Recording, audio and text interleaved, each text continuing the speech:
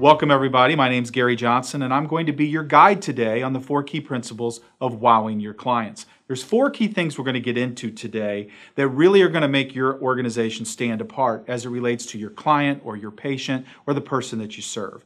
Principle number 1 we're going to get into today is to get your house in order. Second principle we're going to get into today is the negative phrases that you want to avoid with your patient or your client.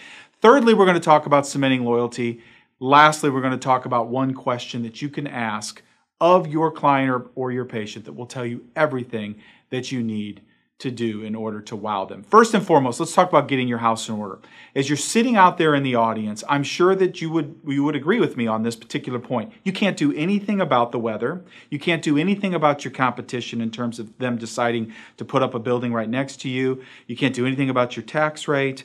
All these things that go on outside of your office you can't control. So why do we worry about them? So principle number 1 we're going to get into today is making sure we do just like Disney does and we wow people once they hit our gates. Any of you in the audience that have been to Disney understand that once you get down to Orlando and you walk through those gates, they control everything. They control what you see, they control what you smell, they control what you hear, they control every aspect of that particular situation or that particular experience, and that's the same principle we're going to get into today when we talk about getting your house in order.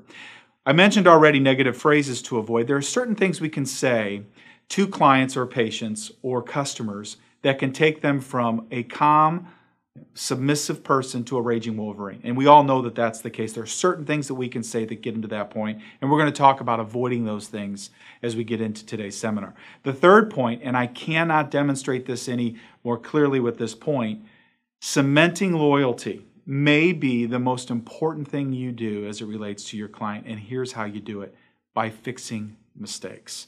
So many of us as consumers, as people that are being served, or unfortunately in some cases processed, run into mistakes. We run into mistakes with people that we do business with, and unfortunately those organizations don't do a really terrific job of fixing that problem.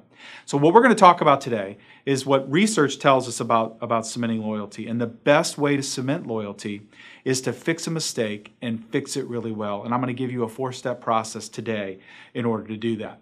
The last point is this: there's many of you out in the audience that survey your patients, survey your clients, survey your customers, and there's some major problems with surveys. Most people don't like to fill them out.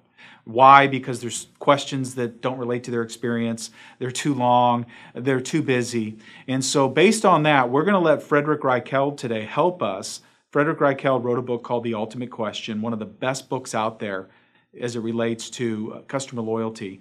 And he went out and searched, trying to determine if there was any particular question that you could ask of your client that really tells you about their experience. And he came up with that answer to that question in his book, The Ultimate Question. And we're going to talk about that today. I think there's only one question you really need to ask of your client that'll tell you everything you need to know.